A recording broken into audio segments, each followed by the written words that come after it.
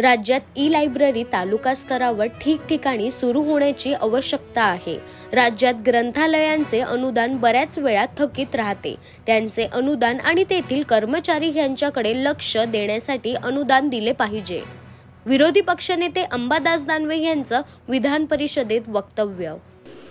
सभापती महोदय, माझं या विषयात एवढं म्हणणं की हे ई-लायब्ररी हा तर विषय आवश्यक आहे।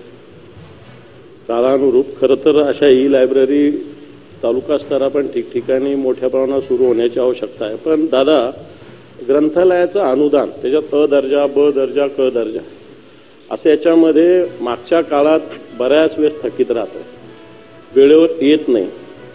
बऱ्याच ग्रंथालयाचं अनुदान तिथं स्टाफ जो आहे टेम्पररी, त्याला अतिशय कमी पगार आहे। टेम्पररी लोक कोणाला 4,000 कोणाला 5,000 असं पगार आहे। मोठ्या मुश्किलीनं ग्रंथालय चालणं तर अवघड आहे, पण बऱ्याच गावामध्ये असे ग्रंथालय, काही गावाची परंपरा आहे वाचनाची, तिथं ग्रंथालय चालू आहे।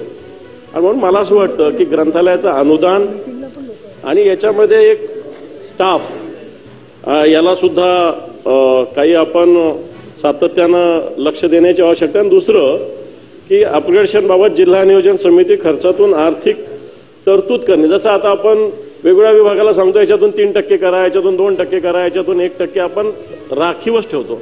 तर ग्रंथालयासाठी सुद्धा असं काही होतं, तुम्ही 0.5 का ठेवत नाही, पण ग्रंथालयासाठी असं दिलं पाहिजे असं माझं मत आहे। कारण मग राज्यस्तरावरून त्याला सगळा उशीर लागतो। डीपीडीसी मार्फत याच्या मार्फत एक चांगल्या पद्धतीने होऊ शकतं। ठीक आहे, बाकी लोकांचे रोजचे काम, रस्ते जाणं होणं हे तर रोजचे जे काही कधी थांबणार नाही, पण ग्रंथालयासाठी मला असं वाटतं डीपीडीसीतून सुद्धा नियोजन करण्याचं एक आपण पाऊल उचलावं असं माझं याच्यात सजेशन आहे।